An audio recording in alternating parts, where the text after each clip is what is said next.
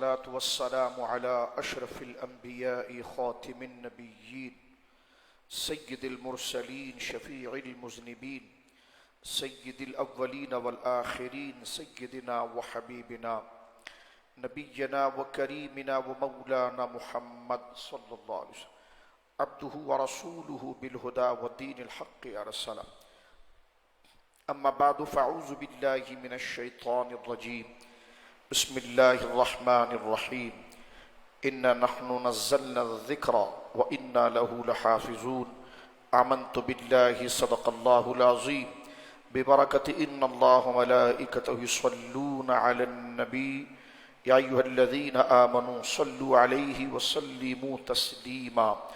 اللهم صل على سيدنا وحبيبنا ومولانا محمد وبارك وسلم صلاة وسلاما عليك يا سيدي یا حبیبی یا رسول اللہ.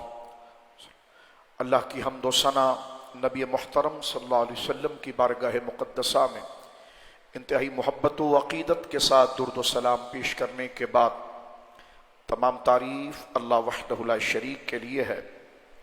قرآن مجید فرقان حمید کے اصول، قوانین اور قرآن کریم فرقان حمید کا اپنے مضامین میں با کمال اور بے مثال ہونا، اس کو 2 سے 3 درسوں کے اندر ہم نے کچھ اس سے استفادہ کرنے کی کوشش حاصل کی تاکہ اتنی بڑی نعمت کی قدر ہمارے دلوں کے اندر جاگزی ہو جائے اور بیدار ہو جائے.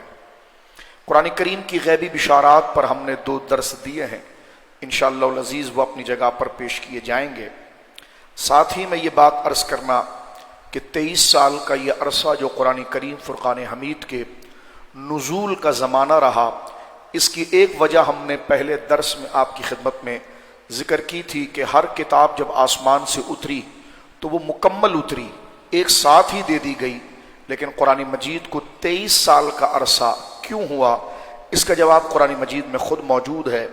قرآن مجید فرقان حمید سورۃ الفرقان کی آیت نمبر سورۃ الفرقان سے ہم نے اس بات کا جواب دیا تھا کہ اللہ رب العالمین نے خود اس کا جواب مرحمت فرمایا کہ وقال الذین کفروا، یہ کافروں کی بولی تھی کہ لولا انزل علیہ القرآن جملۃ واحدہ، قرآن ایک ساتھ کیوں نہیں اتر گیا، جملۃ واحدہ ایک ساتھ مکمل کیوں نہیں اتر گیا، اور بالتدریج گریجولی یہ کیوں اتر رہا ہے؟ تو اللہ رب العالمین فرماتا ہے کہ کذالک لنثبت بہ فؤادک ورتلناہ ترتیلا ولا یأتونک بمثل الا جئنا بالحق واحسن تفسیرا. اللہ رب العالمین شاہ فرماتا ہے ہم نے یوں ہی بالتدریج اس کو اتارا، تھوڑا تھوڑا کر کے بالتدریج گریجولی اتارا ہے، اور ہم نے اسے ٹھہرے ٹھہرے پڑھا، اور کوئی تاکہ اس سے تمہارا دل مضبوط ہو جائے، یعنی یاد کرنے میں آسانی ہو جائے، اور ہم نے اس کو ٹھہر ٹھہر کر پڑھا، اور کوئی کہاوت تمہارے پاس نہ لائیں گے مگر ہم حق اور اس سے بہترین بیان لے کر آئیں گے. یعنی جب کوئی سوال آپ کے لیے آئے اور آپ کے دین کی تشریح و تعبیر جیسی جیسی ضرورت پڑتی چلی جائے گی، لوگوں کے مزاج، ان کی پختگی، ان کی تربیت کے حوالے سے ہم لے کر آئیں گے، اور اسلام کے مقابلے پر اگر کوئی سوال، کوئی بات کھڑی ہوگی تو اس کا جواب لے کر آئیں گے. تو قرآن کریم نے تھوڑے تھوڑے اتارنے کی جو وجہ بیان فرمائی، اس میں ایک یہ ہے کہ بار بار نزول خدا سے اعزاز اور عنایات کا ظہور ہوتا رہے، اور فرشتہ آتا رہے اور ملاقات ہوتی رہے، اور آپ کے دل کو اپنے رب کی طرف سے اس پیغام کی مسرت، چاشنی اور تازگی باقی رہے، اور فرمایا مشرکین کے اعتراضات کے جوابات دیے جا سکے. تیسری بات یہ کہ احکام شریعہ کا نفاذ بالتدریج ہو، جو اللہ کی طرف سے شریعت اتر رہی ہے لوگوں کے لیے، صبح شام کے جو معاملات ہیں، ان کی زندگی کے جو اصول اتر رہے ہیں وہ آہستہ آہستہ کر کے اترے. ایک دم اتریں گے تو وہ گھبرا جائیں گے اور سب پر عمل نہیں کر پائیں گے، رہ جائے گا، تاکہ امت پر یہ گراں اور مشکل نہ ہو. اور پھر قرآن مجید مزید ذکر کرتا ہے کہ قرآن کا حفظ اور قرآن کا فہم اور اس سے مسائل کو اخذ کرنا، لینا آپ لوگوں کے لیے آسان ہو جائے. اس بات کی رہنمائی بار بار ہوتی رہے کہ قرآن کا کوئی نازل فرمانے والا ہے، اور یہ بات پتہ چلے لوگوں کے سامنے کہ آپ اپنی طرف سے بات نہیں کرتے ہیں. جب آپ سے کوئی سوال کیا جاتا ہے تو آپ خاموشی اختیار کرتے ہیں، پھر وہی نازل ہوتی ہے اور آپ اس کا جواب دے دیتے ہیں کہ ذالک من انباء الغیب نوحی الیک، یہ تھوڑا تھوڑا کر کے اتر رہا ہے اور یہ ساری غیب کی خبریں ہیں۔ اسی کے ساتھ فرمایا اس بات کی بھی رہنمائی بار بار ہوتی رہے کہ قرآن کا کوئی نازل فرمانے والا ہے جس کی طرف سے یہ تنزیل ہو رہی ہے۔ اب آپ دیکھیے کہ قرآن کریم کے جو احکام، پھر میں نے یہ بھی عرض کیا تھا کہ قرآن کو محفوظ کرنے کا جو بے نظیر و بے مثال طریقہ تھا، ایک تو اہل عرب کا حافظہ بڑا با کمال تھا، پھر حضور علیہ الصلوۃ والسلام نے صحابہ کرام کو اس پہ لکھوایا بھی، اور لکھوانے کا طریقہ کیا رہا ہے اور کس طریقے پر رہا، اس پر میں نے مختلف چیزیں آپ کی خدمت میں عرض کر دی تھی کہ صحابہ کرام رضوان اللہ اجمعین جب اس کو حضور سید عالم صلی اللہ علیہ وسلم کے پاس بیٹھ کر لکھتے تھے تو اشیاء کتابت کے اندر ادیم تھا، لحاف تھا، دیگر چیزیں جو چمڑے کی صورت میں ہوتی تھی یا جانور کی کسی خاص چربی کو سکھا کر اس کو باقاعدہ ایک شکل کتاب اور پیج کے دے کر، جس طرح آج بھی دیکھیں پینیفلیکس بنتے ہیں تو پلاسٹک وغیرہ کے اوپر بنتے ہیں اور اس پر کتابت باقاعدہ ہوتی ہے، تو اس طرح اونٹ کی کوہان جو اس کے کندھے کی گوشت ہے وہاں سے باقاعدہ طور پر ایک پتلی جھلی ہوتی تھی جس کو نکال کر سکھایا جاتا تھا اور اس پر اس تحریر کو قرآن کریم کی جو آیات ہے اس کو لکھ لیا جاتا تھا۔ اس پر ایک مختصر سی بات اتری۔ ایک بات مزید یہاں پر ہم ذکر کر دینا چاہتے ہیں، وہ یہ ہے کہ قرآن مجید فرقان حمید کے احکام کی ترتیب کس حوالے سے ہوئی، یعنی بالتدریج تو نازل ہوتا رہا لیکن اس کے احکام کی ترتیب کون سی رہی کہ مضامین کون سے اترے اور کس ترتیب کے ساتھ اترے، تو پھر قرآن کو پڑھنے سے یہ بات پتہ چل جاتی ہے کہ پہلے اسلام کے جو ضروری مسائل تھے، مبادیات جیسے ایمانیات ہیں، کفر و شرک کی مذمت ہے، کیا کفر ہے کیا شرک ہے، ایمان کیا ہے، توحید کیا ہے، رسالت کیا ہے، ایمان و عقائد میں کس طرح راسخ ہوں، تو مکی صورتوں کے اندر پہلے ان آیتوں کو اتار کر عقیدوں کے، دیکھیں نماز 13 سال کے بعد جا کر فرض کی جا رہی، اس سے پہلے کوئی عبادت فرض نہیں کی گئی، صرف عقیدے کی تربیت تھی۔ اس سے آپ اندازہ لگا سکتے ہیں کہ عقائد اگر مضبوط نہیں ہوں گے تو پھر اعمال بندے کے لیے کوئی اعمال کی قبولیت نہیں، یعنی عمل جو قبول ہوگا، کیونکہ عمل جو ہوتا ہے ہمارا اپیرنس پریکٹیکل، وہ ہمارے اندر کی جو انٹینشن ہے اس کی وہ غمازی ہوتی ہے۔ مثلا اندر اللہ ایک ہے اور اس کا کوئی شریک نہیں، نبی پاک صلی اللہ علیہ وسلم اللہ کے رسول ہیں، خاتم النبیین، یہ وحی کامل ہے، تقدیر پر یقین، فرشتوں پر یقین، رسولوں پر یقین، یہ جو دل سے ان باتوں کو سچ جانا، وہ 13 سال اس کو کوٹ کوٹ کر بٹھایا گیا۔ جب یہ حق دل کے اندر آ گیا، اب یہ حق دل کے اندر آ گیا ہے تو ظاہر میں ہم اس کو کیسے ایکسپلین کریں گے، کیسے پریکٹیکل لائف میں لائیں گے، تو روزہ آ گیا، نماز آ گیا، حج آ گئی، تاکہ اس طریقے سے جو ہمارے دلوں کا عقیدہ ہے وہ ظاہر ہوگا۔ ظاہر سی بات ہے کسی کو نماز پڑھتا ہوا دیکھیں گے تو یہی کہا جائے گا کہ یہ اللہ کی توحید کا ماننے والا ہے، نبی کی رسالت کا ماننے والا ہے، حج و زکوٰۃ کا ماننے والا ہے، رسولوں کا ماننے والا ہے، فرشتوں، یعنی پورا ایمان مفسر اور ایمان مجمل۔ لیکن آپ دیکھیے اس میں 11 12 13 سال کے بعد باقاعدہ کوئی عبادت بصورت شکل کی آ رہی ہے، لیکن اس سے پہلے اگر آپ دیکھیں تو کوئی صورت ایسی نہیں ہے، صرف عقیدہ پلایا جا رہا ہے اور عقیدہ سمجھایا جا رہا ہے، اور جتنی آیتیں جو اتر رہی ہیں وہ توحید کے بارے میں اتر رہی، اللہ کی یکتائی کے بارے میں اتر رہی۔ معاشرے کے اندر 2 قسم کے گڑبڑ قسم کے لوگ تھے، ایک وہ تھے جو سرے سے خدا کو مانتے نہیں تھے، ایک وہ ہے جو مانتے تھے اور کہتے تھے کہ جناب جو ہے وہ اللہ رب العالمین اس کائنات کو بنا کر تھک گیا ہے، اب اس نے ہمارے بتوں کو اپنی خدائی دے دی ہے، معاذ اللہ۔ تو پھر قرآن کی آیتیں لوگوں کے ذہن میں پڑے ہوئے صدیوں سے یہ جو برے خیالات تھے اس کو پاک کرنے کے لیے اللہ کی وحدانیت، یکتائی، آگے جس طرح، کیونکہ ابھی ہم تو صرف قانون پر بات کر رہے ہیں، آگے انشاءاللہ جب یہ موضوع کھلے گا تو ہم اس طرف آئیں گے، لیکن یہ بات ابتدائی طور پر جس طرح دیکھیں 13 سال کے بعد احکام اترا ہے، تو اس طرح ابتدائی دور بھی ابتدائی درس بھی ہمارے صرف عقیدے کے سمجھانے پر ہوگا، تاکہ اس کے بعد ہمیں مکمل میچور ہونے کے بعد وہ باتیں ہمیں سمجھ میں آئے۔ اللہ رب العالمین نے آیت اللہ کے ہونے پر نازل فرمائی، یہ مظاہر کائنات، چاند، سورج اور لیل و نہار کی گردشیں، اور یہ تمام تسخیر کائنات، بار بار اللہ نے بیان فرمایا کہ دیکھو سورج نکلتا ہے، رات آتی ہے، دن جاتا ہے، یہ تمام چیزیں مکی صورتوں میں آپ کو بار بار نظر آئیں گی۔ اس کے پیچھے بنانے والے کا تصور یعنی وہ ہے، یہ خود بخود نہیں بنی۔ مثلا غور کریں، آپ ترقی یافتہ ممالک میں جاتے ہیں، اپنے گرد و نواح میں آپ گھومتے ہیں تو آپ دیکھتے ہیں بڑے خوبصورت فلائی اوور بنے ہوئے ہیں، برجز بنے ہوئے ہیں، تو جب آپ کوئی خوبصورت برج دیکھتے ہیں اور وہ بالکل عجیب انداز میں بنتا ہے تو برج پر آپ نہیں رکتے، فوراً ذہن آپ کا بنانے والے کی طرف جاتا ہے کہ واہ انجینئر کتنا کمال والا ہوگا۔ دیکھ آپ برج کو رہے ہوتے ہیں، دیکھ آپ اس بلڈنگ کو رہے ہوتے ہیں، دیکھ آپ اس ٹاور کو رہے ہوتے ہیں، دیکھ آپ اس گارڈن کو رہے ہوتے ہیں، لیکن اس کی بنانے کے ساتھ آپ کہتے ہیں کیا برج بنایا ہے، دیکھیں آپ اس نے کیا ٹاور بنایا، یعنی بنانے والے کی طرف ذہن جاتا ہے۔ تو بالکل اسی طرح یہ پوری عالم کائنات کو اللہ رب العالمین نے بنایا ہے کہ اس کی مثال تو انسان سے ممکن ہی نہیں ہے، لیکن بندہ جب ٹھنڈی ہواؤں کے جھونکوں کو پاتا ہے، بادلوں کے خوبصورت نظاروں کو دیکھتا ہے، بادلوں کی مختلف قسموں کو آسمانوں پر دیکھتا ہے، بارش کے قطروں کو برستا ہوا دیکھتا ہے، رات کو ستاروں کو چمکتا ہوا دیکھتا ہے، اور چاند کی ٹھنڈی ٹھنڈی گویا کہ روشنی کو دیکھتا ہے، سورج کی سخت تمازت کو دیکھتا ہے، صبح ہونے کے بعد اس کا پیارا منظر جب سورج نکلتا ہے انتہائی خوبصورت، وہ ٹھنڈا ہوتا ہے، پھر آہستہ آہستہ گرمی کی طرف آ جاتا ہے۔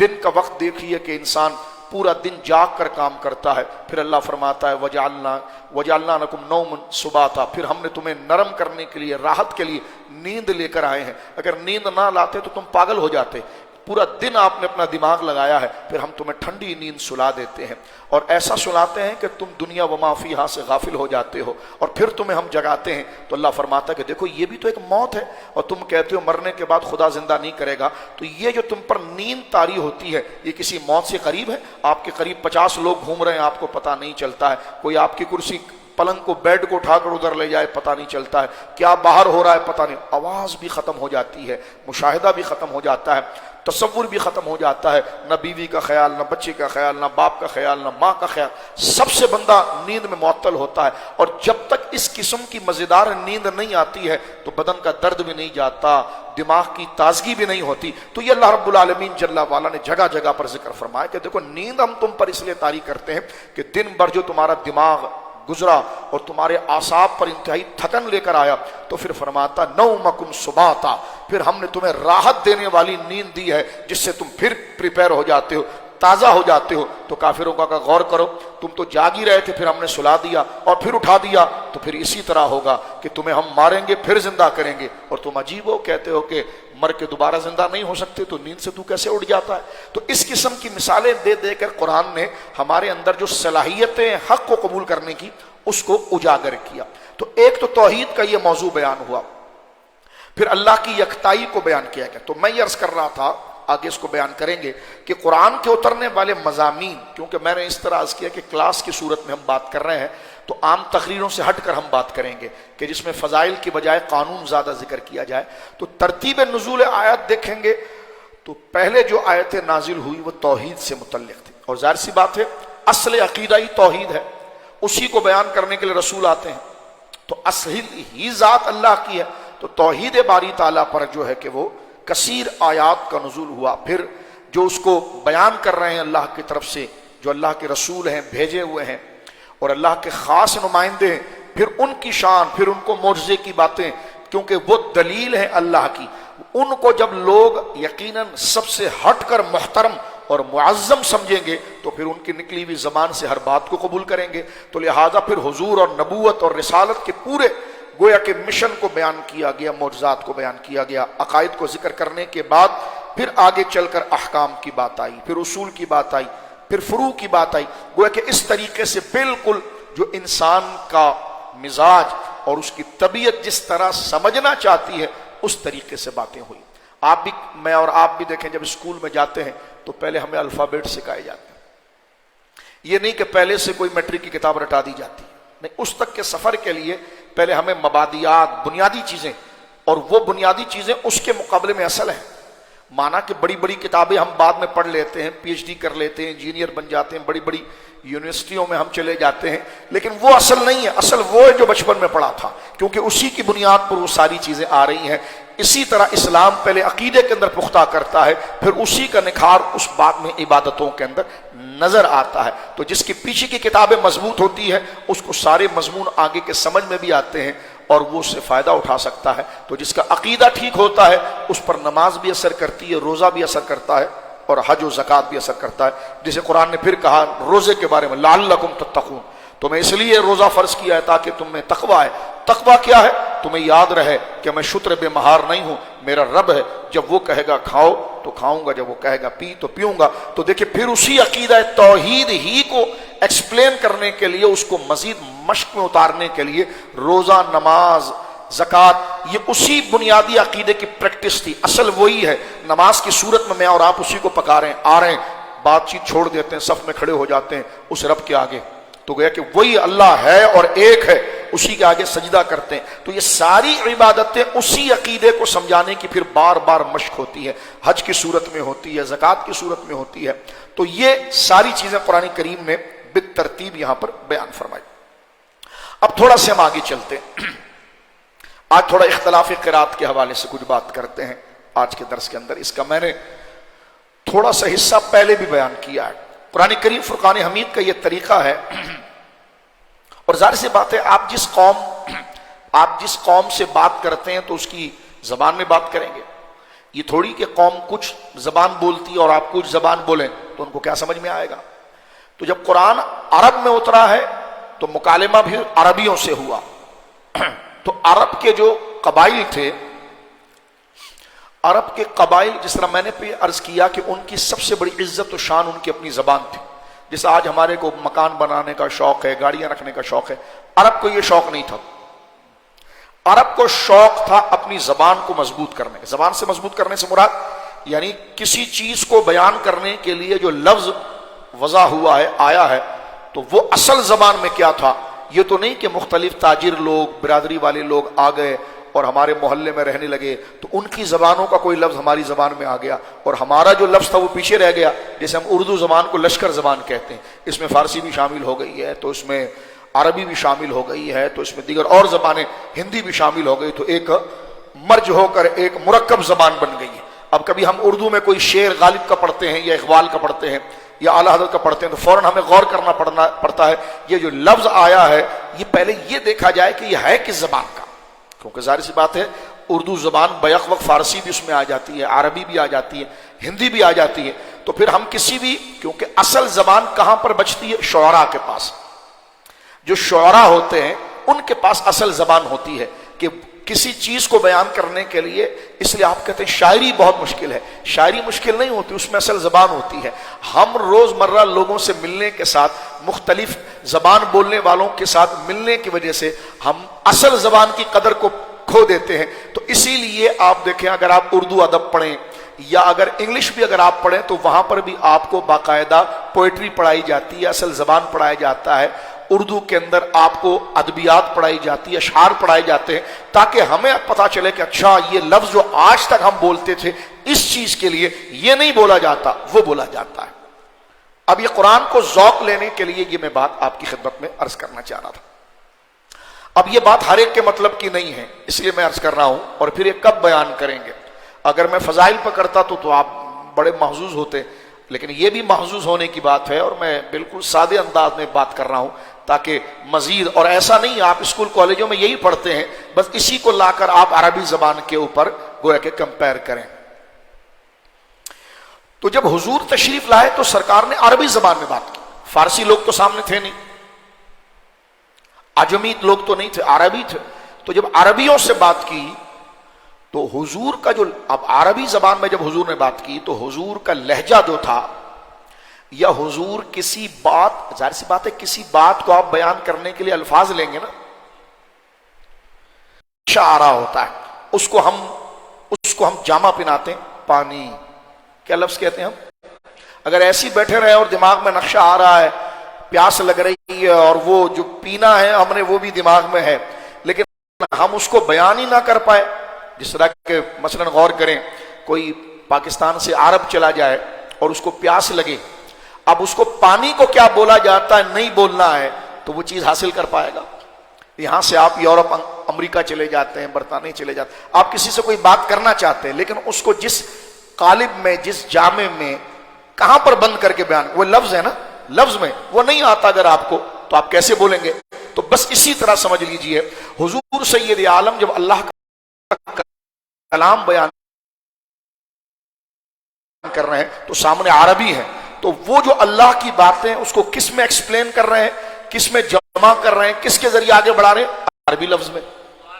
اب جس چیز کو آگے بڑھا رہے ہیں نا، جیسے پانی، سمجھ رہے ہیں، پانی کے لیے لفظ بول رہا تھا کہ آسان کروں اگر میں آپ کو سمجھا سکا ہوں تو اختلاف قرات کو میں کیا سمجھا رہا ہوں، یعنی ایک چیز کو، لیکن میں نے پہلے عرض کیا تھا ایک چیز کو جو آپ کے ذہن کے اندر ہے اس کو بیان کرنے کے لیے سرکار دو عالم صلی اللہ علیہ وسلم اللہ کے پیغام کو بیان کرنے کے لیے جو لفظ استعمال کرتے ہیں، اور وہی چیز کو بیان کرنے کے لیے دوسرا قبیلہ اس کے لیے دوسرا لفظ لاتا ہے، تو یہ اجازت 7 لہجوں کی دی گئی۔ 7 قبیلے تھے بڑے مشہور، 7 کو کہا گیا کہ دیکھو ماننا اسی چیز کو ہے، اب تمہارے زبان میں اس کو الگ الگ لفظ سے پروناؤنس کرتے ہیں، تمہارے الگ لفظ سے اس کو لہجے پروناؤنس کرتے ہیں، تو تم کرو۔ تو اس حوالے سے جو گویا کہ 7 لہجوں، 7 حروف حضور نے فرمایا میری امت کو 7 حروف پر قرآن پڑھنا آسان کیا گیا۔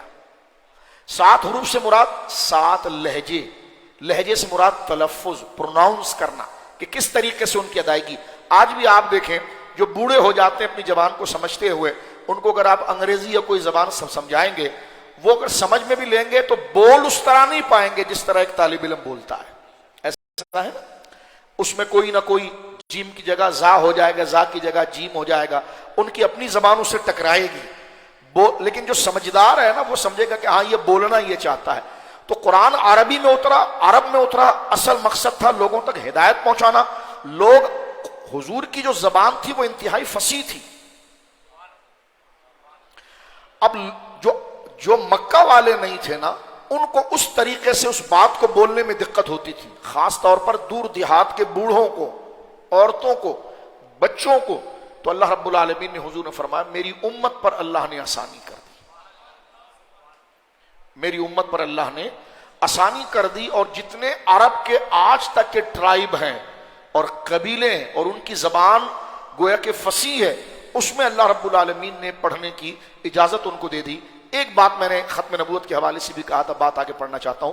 اختلاف قرات سے مراد یہ کہ ایک ہی چیز کو بیان کرنے کے لیے قرات کے مختلف طریقے آگے، بولنے کے مختلف طریقے آگے، لیکن لفظ مختلف ہوں گے، معنی اس میں نہیں بدلے گا۔ اگر معنی بدل گیا تو وہ قرات ہی نہیں ہے۔ مثلا دیکھیں ایک آسان سی مثال، اکثر آپ مختلف قراءوں سے سنتے رہتے ہیں، الحمدللہ رب العالمین الرحمن الرحیم مالک یوم الدین۔ بعض قراء اس کو بھی، مصری قراء کو آپ دیکھتے ہیں وہ پڑھتے ہیں ملک یوم الدین۔ اب ملک اور مالک دیکھیں لہجہ الگ الگ ہے، اسی کو سمجھایا جا رہا، ٹھیک ہے۔ حضور سید عالم صلی اللہ علیہ وسلم جو قریش کا پروناؤنس ہے وہ مالک یوم الدین، جو الحمدللہ ہم کرتے ہیں مالک یوم الدین، لیکن قریب کے جو قبیلے تھے وہ پڑھتے تھے ملک یوم الدین۔ یہ بھی اصل عربی ہے، یہ بھی آپ سمجھ لیجیے، یہ نہیں کہ کوئی باہر کی زبان نہیں ہے۔ مالک بھی اصل عربی ہے، فصیح ہے، اور ملک بھی اصل ہے، اور معنی بھی نہیں بدلتا۔ مالک یوم الدین قیامت کے دن کا مالک ہے، ملک یوم الدین قیامت کے دن کا بادشاہ ہے، معنی تو ایک ہی ہے۔ سمجھ گئے سے؟ اب میں کسی اور مثال میں نہیں جاؤں گا، یہاں تک مجھے امید ہے کہ آپ سمجھ گئے ہوں گے۔ یہ ہے اختلاف قرات، اور اس میں اجازت دے دی گئی، اس میں اجازت دے دی گئی کہ وہ جو ہیں اس لہجے کو پکڑیں اور اپنے لہجے کے اندر وہ بات کریں، لیکن یہ اجازت ذہن میں بٹھا لیجئے ہمیشہ کے لیے نہیں تھی، یہ آپشنل تھی کہ جب تک وہ پکے نہ ہو جائیں، جب تک وہ پکے نہ ہو جائیں۔ آگے میں عرض کروں گا، جب پکے ہو گئے تو روک دیا گیا کہ بس اب اسی لہجے میں پڑھو گے جس لہجے میں مصطفیٰ پڑھتے ہیں۔ اب قرآن پڑھنا آ گیا نا، قرآن سے محبت ہو گئی، اور قرآن کو جو تم نے ہاتھ میں لیا تو اس کی خوشبو سے تم دیوانے ہو گئے ہو، اب اس کے لیے تو تم جناب جو ہے کہ وہ جوئے شیر، یعنی اب تو تم جو کے، اگر تم سے کہا جائے کہ اس سوکی جو سے دودھ نکالو اور تمہیں یہ نعمت ملے گی، تو تم اس مشقت کو بھی اٹھانے تیار ہو، اس لیے کہ تمہیں لذت لگ گئی ہے قرآن کی، تو پھر آگے پڑھو، اور ایسا پڑھو آپ اس کو، اور ایک ہی قرات میں پڑھو، اور وہی لہجے میں پڑھو جس لہجے میں مصطفیٰ پڑھتے تھے۔ میں ایک بات مزید عرض کرنا چاہتا ہوں، یہ ساری فنی باتیں ہیں جو مدارس کی آخری کتابوں میں پڑھائی جاتی ہیں اور عموماً رہ گئی۔ آپ کا یہ سوال بن سکتا ہے کہ صرف مکہ ہی کو خاص کرنا کیوں ضروری تھا؟ طائف بھی تو تھا. طائف کے 6 قبیلے اور ہیں جو فصیح ہیں، مکہ بھی فصیح ہیں قریش. اسی زبان کو کیوں آگے لایا گیا، دوسرے کو کیوں نہیں لایا گیا؟ 2 وجہ. ایک تو یہ کہ یہ حضور کی زبان تھی، ایک دوسرا اس میں ندرت اور فصاحت تھی، کیونکہ یہ مکہ جو تھا یہ مڈ میں تھا، عرب کے مڈ میں تھا. ایک بات، اس کے قریب کوئی صحرا نہیں تھا اور کوئی بہت بڑا بازار یہ ایسا نہیں تھا جہاں 100 نسل کے لوگ آتے ہوں. تو ایک تو یہ مڈ عرب میں تھا، دوسرا یہ جہاں پر واقع تھا اس کے قریب بہت بڑے بڑے علاقے یا صحرائی بدو ایسے لوگ قریب نہیں تھے، اس لیے یہاں پر زبان اصل باقی تھی، اس لیے مکہ کا انتخاب کیا گیا. اور ایک یہ ہے کہ یہ رسول کریم کی زبان تھی. چلے میں نے ابھی ذرا خشک باتیں آپ سے کی ہے، اب ذرا عشق کی ایک بات کرتا ہوں آپ سے. ہمارے علماء نے ایک مسئلہ لکھا ہے کہ دیکھیں، نماز عبادت ہے، نماز مناجات ہے، نماز فریاد ہے ایک بندے کی اپنے رب سے. نماز اصل میں کیا ہے؟ مناجات، فریاد، کہ دل کی بات بندہ کسی بادشاہ سے کہے میری بات مان لے میرے. اب جب بندہ مناجات کرتا ہے یا بھیک مانگتا ہے یا اپنی طلب کو جو اس کی جو ضرورت ہے اس کو مانگتا ہے، تو اس مانگنے میں نماز میں ضرورت یہ ہے کہ جب رب سے مناجات کر رہے ہو تو تمہاری توجہ الفاظ کی طرف نہیں رہے صرف کہ میں اس کو تجوید کے مطابق بالکل ڈھنگ سے نکال رہا ہوں، یہ تو ہے، لیکن پیچھے جذبہ بھی لگا ہوا ہو نیت کا، تاکہ جو الفاظ آگے جا رہے ہیں، مثلا الحمدللہ، مثلا نماز شروع کی اللہ اکبر، اب ہماری توجہ یہ کہ اس میں جلالت کا لام ہے، یہ موٹا ہونا چاہیے، اللہ اکبر، کاف پر قلقلہ نہیں ہوگا، با کو بھر کر پڑھیں گے را ساکن، اللہ اکبر. اب ہماری توجہ ساری ادائیگی کی طرف ہے. غور کریں جو میں سمجھانا چاہ رہا ہوں. آگے ہم نے نماز شروع کر دی، الحمدللہ رب ہائے جی ہاں نہ نکل جائے، معنی ہمارے دماغ میں نہیں. اللہ اکبر جو ہم نے کہا ہمیں پتہ ہی نہیں ہم نے کیا کہا، نہیں سمجھا. لیکن جو عربی پڑھ کر اس کو اپنی مادری زبان کے اندر لے آئے نا، وہ جو اللہ اکبر کہے گا نا تو وہ لفظ کے ساتھ معنی میں بھی اتر جائے گا. اگر نہیں سمجھے تو چلو میں یوں سمجھاتا ہوں. اگر اسی کی جگہ پر میمن حضرات ہیں، پٹھان ہیں، اردو والے ہیں، ان کو یہ کہے جاتا اپنی زبان میں نماز پڑھو، تو بتاؤ لذت زیادہ کس میں آتی؟ اپنی زبان کس میں آتی ہے؟ اب آپ دیکھیں بچے بیٹھے ہیں، آپ انگریزی بولتے ہیں لیکن سوچتے میمنی میں، بولتے عربی میں، ایسے ہی نا؟ سوچتے انگلش میں نہیں ہوں گے، آپ سوچتے اپنی مادری زبان میں ہوں گے اور بولتے اپنی زبان میں ہوں گے. ایسے ہی ہے؟ ایسے کہ نہیں؟ کوئی مشکل بات کی میں نے؟ یہ اندر چھپی چھپی میٹھی میٹھی باتیں، ذرا اس کو سنو، بڑا مزہ آئے گا. یعنی میری زبان فرض کیجئے اردو ہے یا میمنی ہے یا پشتو ہے یا گجراتی ہے. اب میں چلا گیا ایسے بندے کے پاس جو میری زبان نہیں ہے، جیسے ہمارے لوگ یورپ چلے جاتے ہیں، امریکہ چلے جاتے ہیں، برطانیہ چلے جاتے ہیں یا عرب چلے جاتے ہیں. اب وہ کسی چیز کو مانگنا چاہ رہا ہے، اس چیز کو کیا بولا جائے گا وہ بھی اس کو آتا ہے، لیکن اس چیز کو بولے گا بعد میں، پہلے سوچے گا پھر بولے گا نا، لیکن وہ سوچے گا اپنی مادری زبان میں، ایسے ہی جی، اور بولے گا پھر اس زبان کے اندر، بولے گا اس زبان میں. تو اب نماز دیکھیں مناجات ہے. اگر ڈائریکٹ ہی بندہ اپنی اب آپ کو اللہ کی تعریف کرنی ہے لیکن اپنی زبان میں نہیں، اللہ کی پسندیدہ زبان عربی میں ہے، تو ہم 2 طرف سے امتحان میں ہے. ایک تو وہ زبان بولنے بھی بالکل پرفیکٹ ہے، وَرَتِّلِ الْقُرْآنَ تَرْتِيلًا، بالکل نظم اور تجوید کے ساتھ ہم نے بولنی ہے. اگر اس طرح نہیں بولیں گے تو سوچ تو اچھا رہے تھے، لفظ غلط بول دیا تو معنی بدل گیا، یہ بھی نہیں ہو سکتا. اب جو رب کو ہم یاد کر رہے ہیں اس زبان میں جو ہماری مادری زبان ہی نہیں ہے، اور ہم کہہ رہے ہیں اللہ اکبر، اب زیادہ ضرورت ہمارا دماغ 99% چلا گیا ادائیگی میں، لیکن اس لفظ میں ہم نے کیا معنی پہنانا تھا وہ ذہن میں نہیں رہا. اسی لیے علماء سے سوال ہوا کہ نماز عمل ہے اور عمل نیت کے بغیر نہیں ہوتا، تو چاہیے کہ نماز عربی میں نہ ہو، جیسے لوگ ہیں ان کی زبانوں میں ہو۔ جیسے امام اعظم سے پوچھا گیا، جو فارسیوں کا دور تھا وہ فارسی زبان بولتے تھے، کسی نے آ کر امام اعظم سے کہا اگر میں نماز یوں پڑھوں خدا بزرگ است، مانا وہی اللہ اکبر، ٹھیک ہے؟ نعمان ذرا بتاؤ مجھے میمنی میں کیسا کہیں گے اللہ سب سے بڑا ہے؟ اللہ، ہاں، اللہ بدے سے وڈوا ہے، اللہ بدے سے وڈوا ہے۔ اب آپ دیکھیں اللہ بدے سے وڈوا ہے، یہ آپ بولیں اس میں زیادہ لذت ہوگی یا اللہ اکبر کہنے میں آپ کی مادری زبان؟ یا جلدی سمجھو نا تو اس کو میں اتنا لمبا کرتے جا، بات سمجھ گئے اتنی تو پھر آگے چلیں۔ لیکن آپ دیکھیے کہ نماز جو ہے وہ ہمیں ہماری مادری زبان میں نہیں دی گئی، جبکہ نماز خود دعا ہے اور دعا مادری زبان میں کرنی چاہیے۔ یہ علماء سے سوال ہوا، دعا مادری زبان میں ہونی چاہیے اور ہم کرتے ہیں عربی زبان میں، تو ہمیں چاہیے کہ عربی اتنی سیکھیں کہ جو ہم پڑھ رہے ہونا اس کا معنی بھی ذہن میں آ رہا ہو۔ میں امام اہل سنت کی ایک بات بتاؤں آپ کو، صابر بھائی سنیں، اعلیٰ حضرت امام اہل سنت کو عربی زبان میں ذوق اتنا تھا، فرماتے مجھے خیال بھی عربی میں آتا ہے۔ یعنی اتنی وہ رچ بس گئے تھے اس زبان کے اندر، حالانکہ ان کی زبان اردو ہے، لیکن کہتے ہیں جب میں کسی چیز کو سوچتا بھی ہوں تو خیال بھی عربی میں آتا ہے۔ یا اس وقت ہوتا ہے کہ جب بالکل آپ زبان کے اندر گویا کہ اتر جائیں۔ تو نماز بھی جو ہے وہ دعا ہے، مناجات ہے، تو ہمیں ہماری مادری زبان میں مدر ٹنگ میں کرنے کے لیے منع کیا گیا اور حضور کی زبان میں کرنے کے لیے کہا گیا۔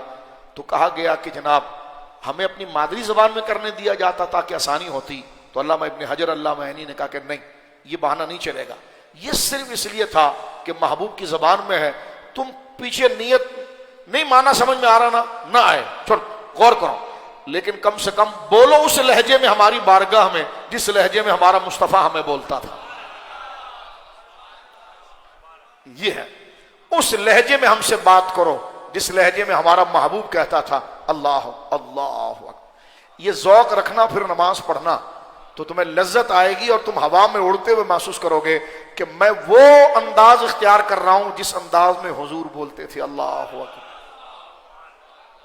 الحمدللہ، تو بندہ اپنے آپ پر کتنا پراؤڈ کرتا ہے، کتنا فخر کرتا ہے کہ یار میں وہ بولی سے اپنے رب کو پکار رہا ہوں کہ جو بولی میرے مصطفیٰ کی۔ تو نماز وہ ایسی عبادت ہے کہ جس میں بندہ اپنے آپ کو نبی پاک اور خدا کے بالکل قریب کر دے۔ تو یہ سرکار دو عالم صلی اللہ علیہ وسلم سے اللہ نے آپ کی نسبت کو محفوظ کرنا ہے، تو زبان کو بھی اللہ نے محفوظ کیا۔ اس لیے قرآن میں یہ نہیں کہا کہ میں صرف تمہیں سبجیکٹ بتاتا ہوں تو فارسی والے اپنے انداز میں اس کو سمجھ لینا، عربی الگ سے فرمانا، قرآن بھی عربی میں اترے گا، نماز بھی عربی کے اندر ہوگی۔ اور یہ نبی پاک کی مرکزیت بتانے کے لیے اور جو چیز حضور علیہ الصلوۃ والسلام کو کی تھی اس کو باقی رکھنے کے لیے یہ اعزاز، یہ اکرام اللہ رب العالمین نے حضور سید عالم کی ذات کو عطا فرمایا۔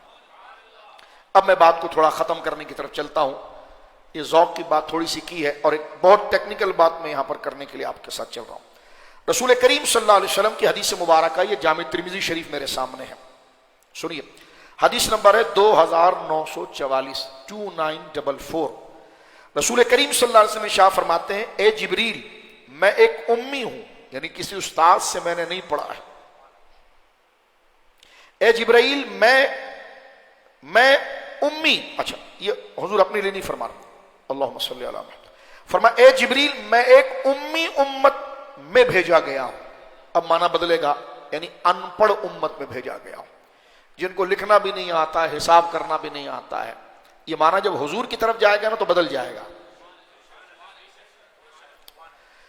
جب یہ لفظ امی حضور کی طرف جائے گا تو اس کا معنی ہم یہ کریں گے کہ جس کا کوئی استاذ نہیں، اور دنیا کی طرف آئے گا تو پھر یہ اس معنی میں آ جائے گا، ٹھیک ہے۔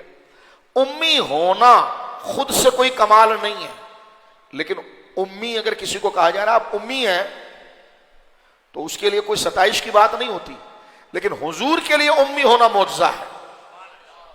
اس کو لمبا نہیں کرتا. آپ کسی بندے کو کہیں آپ بڑے متکبر ہیں، وہ خوش ہوگا ناراض ہوگا؟ لیکن اللہ کو متکبر کہیں تو تعریف ہوگا.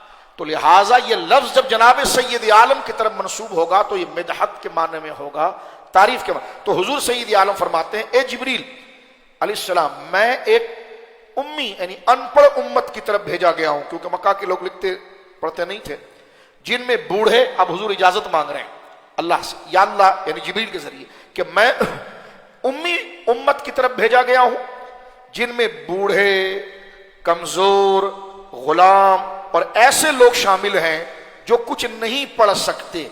تو جبریل امین نے کہا اے محمد صلی اللہ علیہ وسلم، بے شک قرآن 7 حروف پر نازل فرمایا گیا ہے.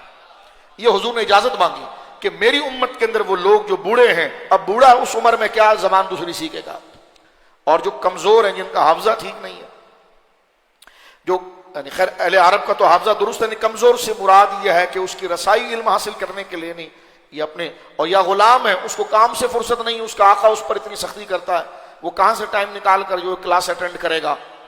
ٹھیک ہے. تو حضور سید عالم نے کہا کہ میری امت میں بوڑھے، کمزور، غلام ہیں جو کچھ نہیں پڑھ سکتے. تو فرما اللہ رب العالمین جل وعلا نے 7 حروف پر ان کو قرآن کریم کو اتارا ہے کہ جس سے وہ قرآن کریم کو اپنے لہجے میں پڑھ لے. اور یہ میں عرض کر رہا ہوں یہ تھوڑی دیر کے لیے اجازت تھی، رخصت تھی.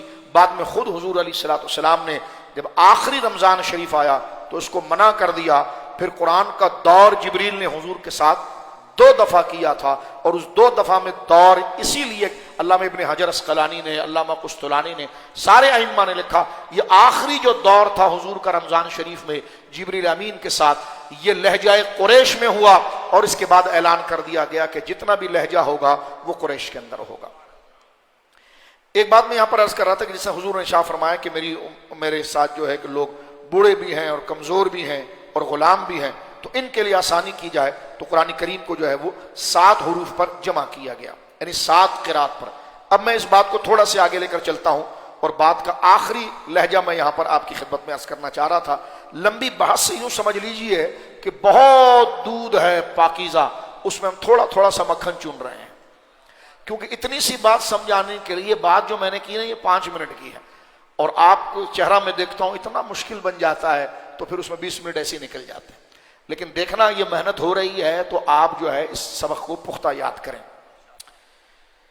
اب سرکار دو عالم صلی اللہ علیہ وسلم کے جو صحابہ ہیں جو اس قرات کے اندر بڑی مہارت اور ندرت اور کمال رکھتے تھے، ایک تو یہ کہ حضور علیہ الصلوۃ والسلام نے اپنے صحابہ کو بھی دوسری زبانیں سیکھنے کے لیے بھیجا.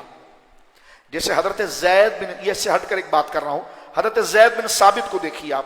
حضرت زید بن ثابت کو رسول کریم صلی اللہ علیہ وسلم نے باقاعدہ طور پر جو ہے وہ یہود کی زبان کو سیکھنے کے لیے بھیجا. فرمایا کہ وہ جائیں اور یہود کی زبان کو وہ یاد کریں، تاکہ وہ یہود کی زبان کو جب وہ سیکھ لیں گے اور اس میں ملکہ اور اس میں کمال اپنے طریقے سے وہ حاصل کر لیں گے تو یہ ہوگا کہ بعد میں اسلام کی تبلیغ اور اسلام کی تشہیر کے لیے وہ بڑا کام کر سکیں گے. تو لہٰذا حضور علیہ الصلوۃ والسلام نے اپنے صحابہ کو اور لوگوں کی زبان کے لیے بھی بھیجا.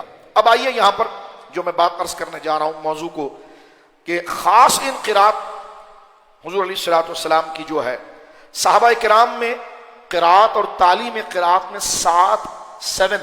7 اکابر صحابہ مشہور تھے جن کی قرات بہت اچھی تھی، اور جو مشہور قبائل میں سے یہ تو سارے حضرت سیدنا عثمان غنی جن کا نام زیادہ آتا ہے، حضرت مولا علی، حضرت ابی بن کعب، حضرت زید بن ثابت، حضرت عبداللہ بن مسعود، حضرت ابو دردہ، حضرت ابو موسیٰ اشعری. تو یہ وہ لوگ ہیں جن کو یہ باقاعدہ ان کے مدرسے تھے جہاں پر لوگ آ کر حضور کی طرف سے ان سے قرآن سیکھتے تھے. یہ مدرس ہیں. اب ظاہر سی بات ہے قرآن سکھانا ہے لوگوں کو. اسی طرح صحابہ کرام سے پھر ایک لمبی تابعین کی جماعت نے دین لی، قرآن کو سیکھا. اب مختصر خاکہ میں صرف ریکارڈ کے لیے عرض کر رہا ہوں کہ ان 7 صحابہ کی مدارس سے جن لوگوں نے قرآن کو صحیح تلفظ میں سیکھا، دیکھو کتنی مشقت سے یہ چیز ہم تک پہنچ رہی ہے اس کو بتانے کے لیے. مدینہ منورہ میں عبداللہ بن مسیب، عروہ، سالم، عمر بن عبدالعزیز، سلیمان بن یسار، عطا بن یسار، معاذ بن حارث، یہ ان کی روح مبارک کی طرف تاکہ ان کا نام لوگوں کو پتا چلے. عبد الرحمن ابن شہاب، مسلم بن جندب، زید بن اسلم، یہ مدینے کے ان کے تلامذہ اور شاگردوں میں سے ہیں.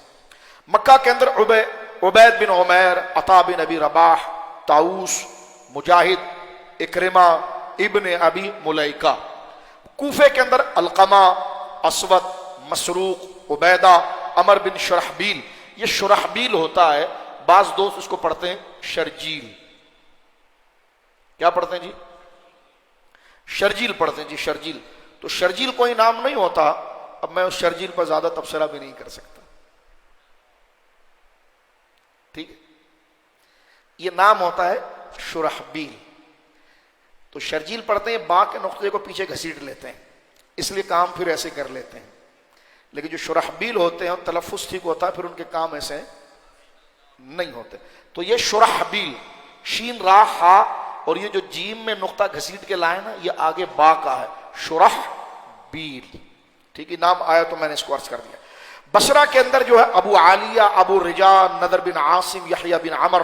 شام میں مغیرہ بن شہاب، یہ جو شاگرد حضرت عثمان غنی کے. خلیفہ بن سعد، یہ شاگرد حضرت ابو دردہ کے. یہ وہ حضرات تھے جو قرات میں لوگوں کی نسبت میں نمایاں اور ممتاز شہرت کے حاصل تھے. اس کے بعد کچھ لوگوں نے قرات میں گویا کہ ان سے درس لیا اور ان کے معاملات کو آگے لے کر چلے. اب ذرا آئیے یوں، اب میں بات کو اختتام کی طرف لا رہا ہوں. یوں تمام صحابہ کرام اور تابعین میں جن کے نام یہاں پر لیے گئے ہیں، ان میں اس فن کے اندر جو ہے وہ 10 قراء مشہور ہیں، جس میں حضرت نافع بن عبد الرحمن بڑا مشہور نام ہے. انہوں نے 70 تابعین سے علم قرات حاصل کیا ہے. اور یہ حضرت نافع وہ ہیں کہ جب یہ تلاوت کرتے تھے نا تو ان کے منہ سے خوشبو آتی تھی. یہ تقریباً کتابوں کے اندر موجود. حضرت نافع جب تلاوت کرتے تھے تو ان کے منہ سے خوشبو آتی تھی.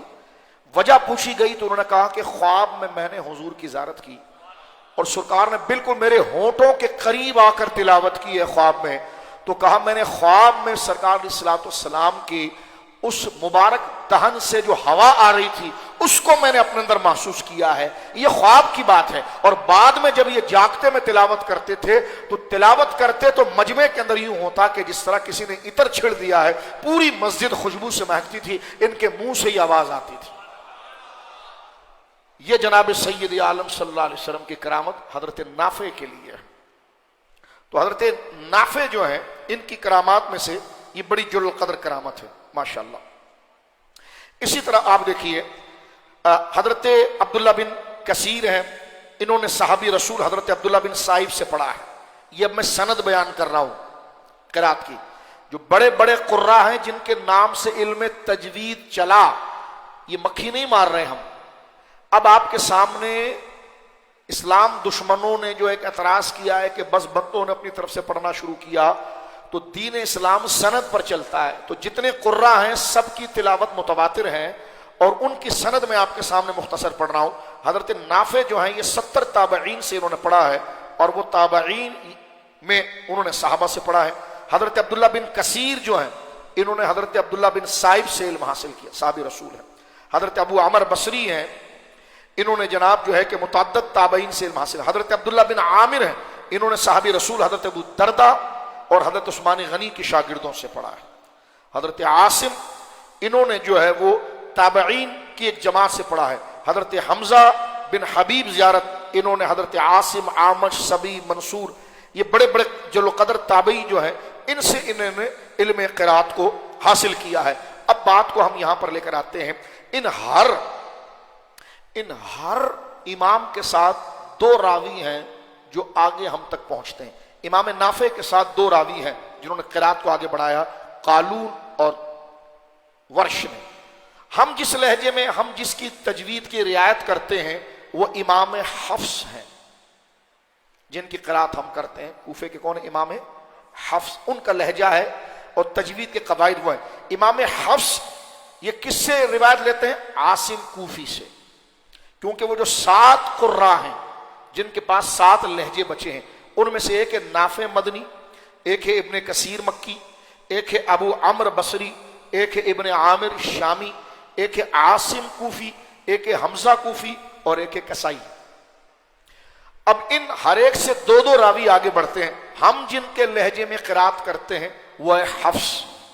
یہاں پر بحر شریعت کا ایک مسئلہ سن لیجئے، حضرت صدر الشریعہ نے مسئلہ بحر شریعت میں لکھا ہے کہ جس علاقے میں جو لہجہ مشہور ہوگا اسی لہجے میں قاری کو چاہیے کہ وہ لہجے میں قرات کرے گا، اس کے علاوہ اور لہجے میں نہیں کرے گا، ورنہ لوگوں کے اندر جس طرح ہمارے وہاں بعض لوگ تلاوت تو کرتے ہیں وَالضُّحَىٰ وَاللَّيْلِ إِذَا سَجَىٰ، ٹھیک ہے، تو یہ وَالضُّحَىٰ وَاللَّيْلِ إِذَا سَجَىٰ یہ تلاوت کی ایک قرات ہے، لیکن ہمارے وہاں جو قرات کا جو مزاج ہے اور قرات کی جو تلفظ ہے وہ امام حفص سے ہے، جو 7 قراء میں سے عاصم کوفی سے ہے، اس میں اس کو وَالضُّحَىٰ نہیں وَالضُّحَىٰ پڑھا جاتا ہے، تو لہٰذا لوگوں میں تشویش۔ ہاں یہ ضرور ہے جس مدرسے میں کبھی ہم دیکھتے ہیں مدارس میں، تو مدارس میں پڑھ سکتے ہیں، اس لیے کہ طلباء علم تجوید کے اندر قرآن کی 7 قرات کے لہجوں کو وہ جانتے ہیں، تو جو 7 قرات کے لہجوں کو جانتے ہیں تو ان کو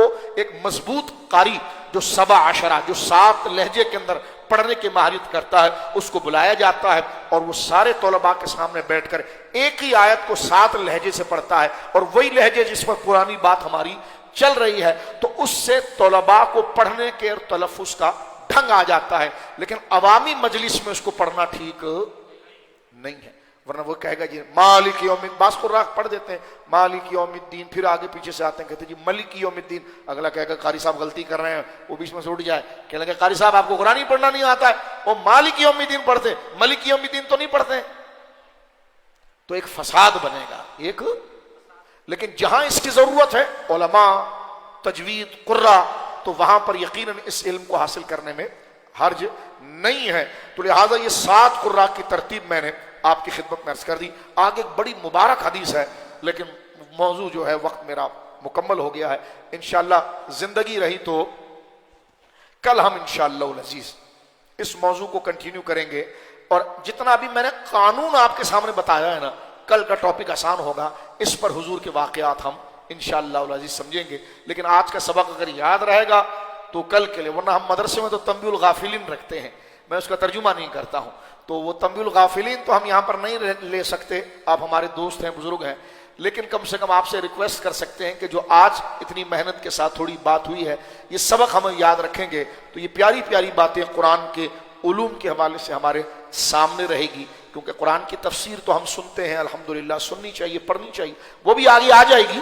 انشاءاللہ۔ یہ 2-3 درس کے بعد ہمارا یہ درس جب وائنڈ اپ ہو جائے گا تو پھر ہم پوری صورتوں کے اندر سے چند چیزیں نکال کر جو اس وقت کی ضرورت بھی ہے، ہمارے اعمال اور احوال کی بھی ضرورت ہے، انشاءاللہ العزیز ہم اس سے گویا کہ ضرور استفادہ کریں گے اور اس سے ہم ضرور حصہ لیں گے۔ اللہ رب العالمین جل وعلا آج کی اس نشست کو اپنی بارگاہ میں قبول فرمائے۔ چند قیمتی چیزیں ہم نے چھوڑ دی ہیں اس وجہ سے کہ وہ آگے کے درس کے لیے ضروری ہے۔ اے رضا ہر کام کا ایک وقت ہے، دل کو آرام ہو ہی جائے گا۔ الفاتحہ، جتنے بزرگوں کا نام لیا گیا، جتنے قراء کا نام لیا گیا، الفاتحہ۔ الحمدللہ انعمت علیہم غیر تمام کی حاضری مولا کریم قبول فرما۔ علم کے ذوق میں جتنے دوست احباب بیٹھے ہیں تمام کے شرح صدر فرما، ہمارے لیے منزل آسان فرما، بیان بھی آسان کر دے، سمجھنا بھی آسان کر دے، اور پھر سب سے بڑی بات عمل ہمارے لیے آسان کر۔ وصلی اللہ علیہ خیر خلق محمد وآلہ۔